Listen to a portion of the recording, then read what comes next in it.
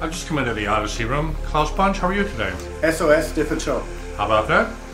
What are you showing at the show? And I understand that you just told us before we started filming that you put 5 to 6 hours into working this room. That this was a tricky room. Well, again, and if you look at the other videos, I said that before. I mean, I'm just about at the century mark on shows, so just about 100 shows over the years. There are two different shows that I had, which were really crap. So one was the LA show, that room in a while back, 2-3 years back, and then it's this one. It is so small.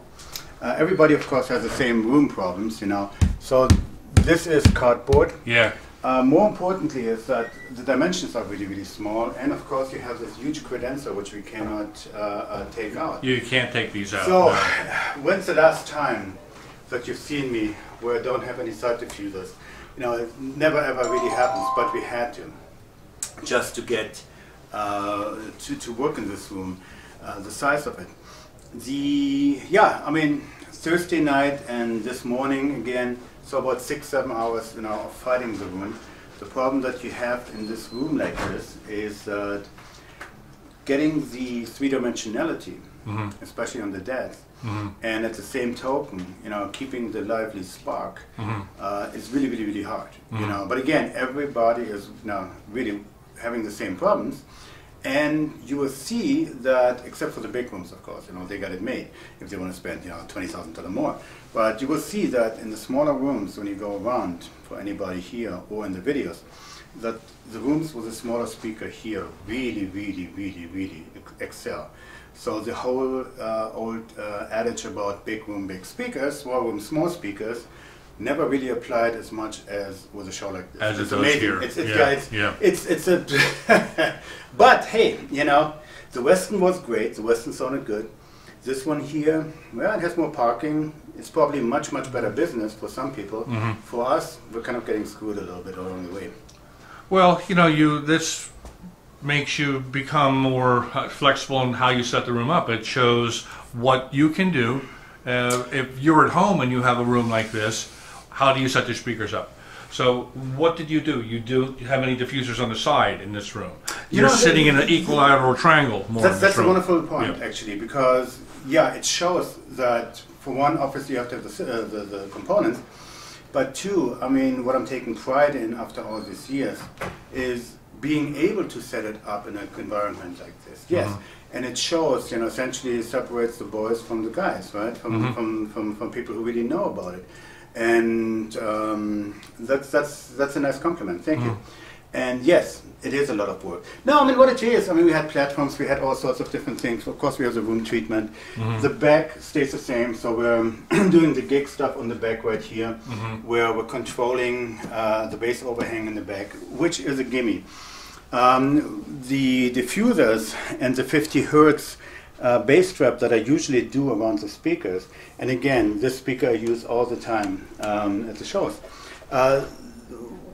This one I had to take out for the simple reason that we needed the extra couple of inches. Now, do we have some side reflections?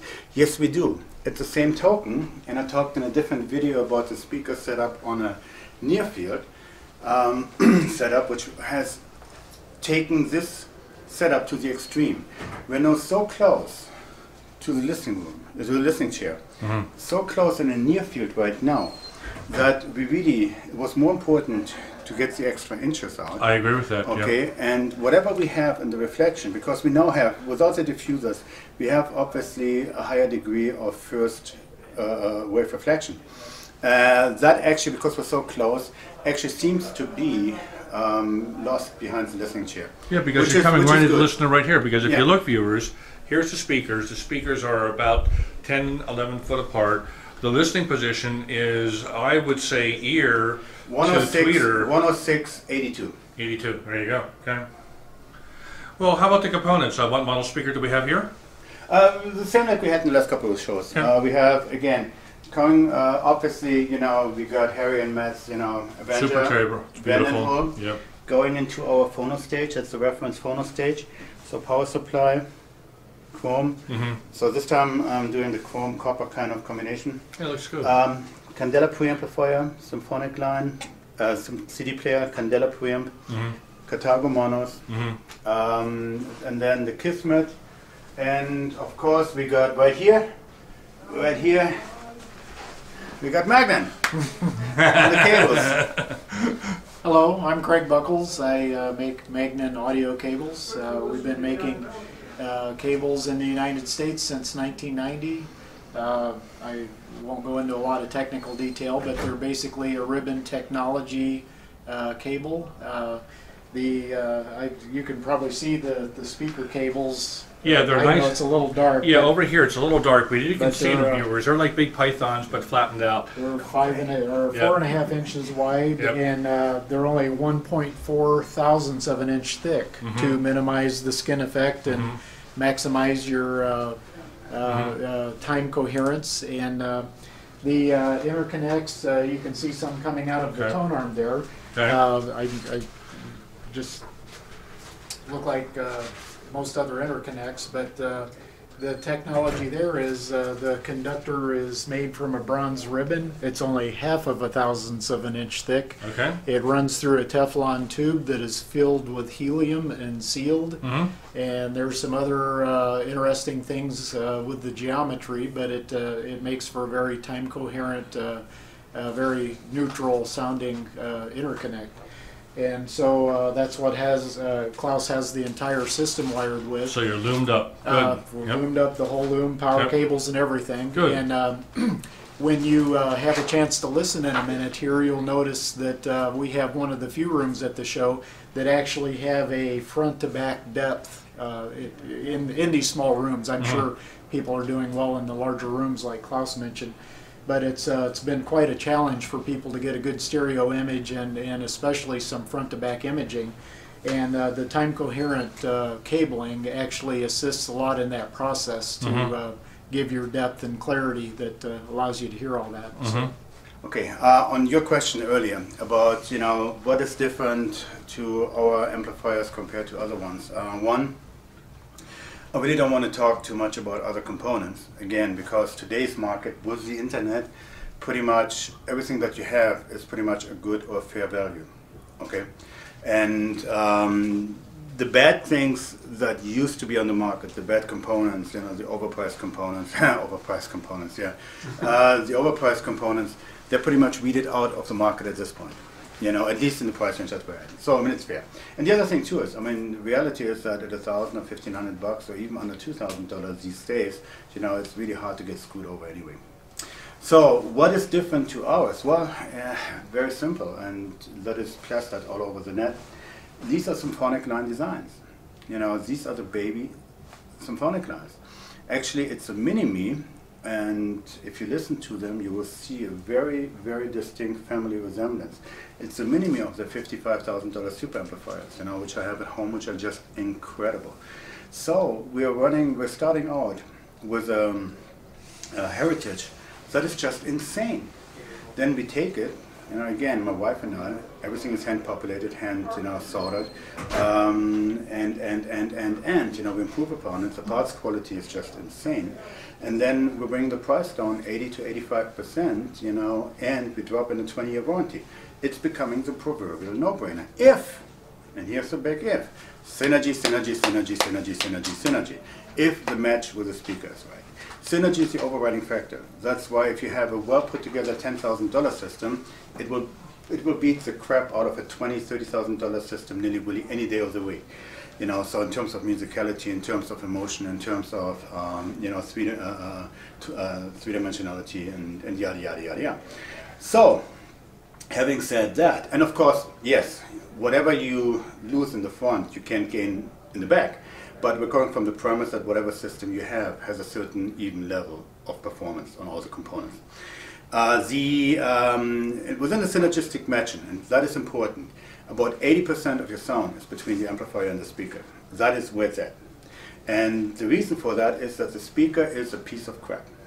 The speaker, by definition, is a piece of crap. It's a transducer.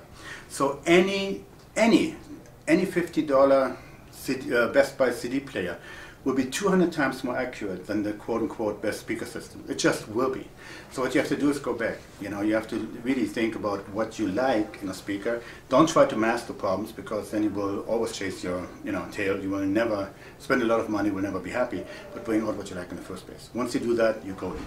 Now, what is different in our amplifiers too, especially for this price range, is forget about all the awards which we have at this point up the yazoo.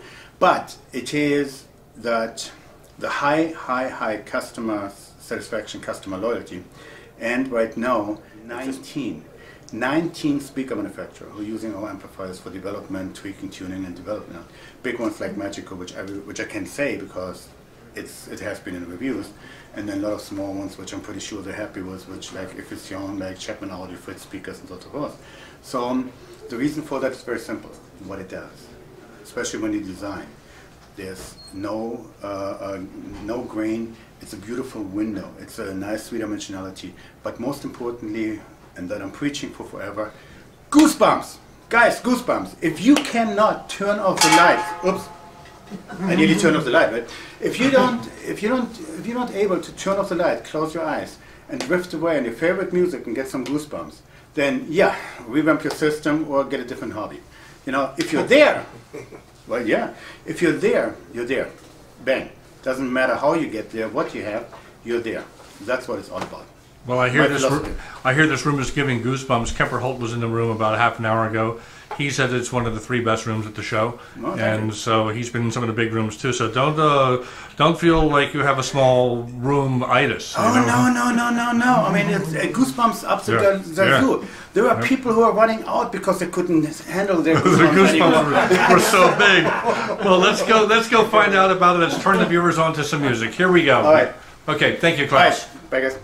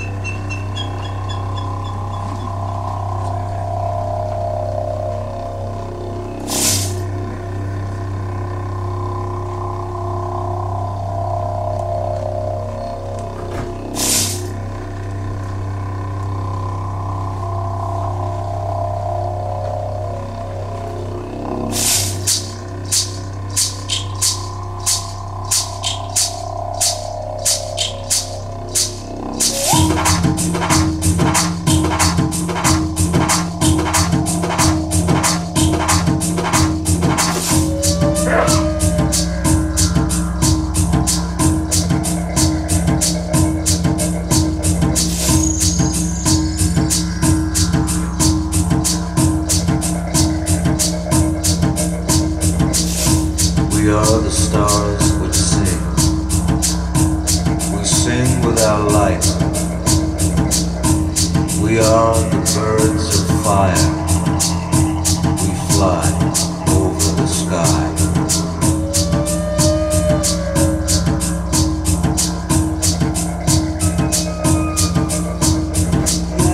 Our light is a voice. We make a road for the spirit to pass over.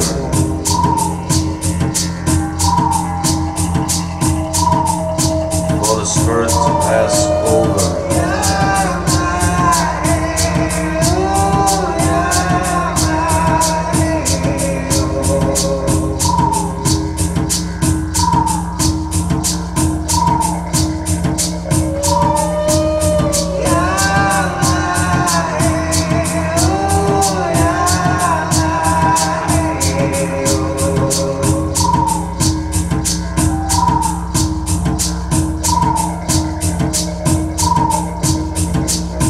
We are like the wind, wrapped in luminous wings. We make a road for the spirit to pass over, for the spirit to pass over.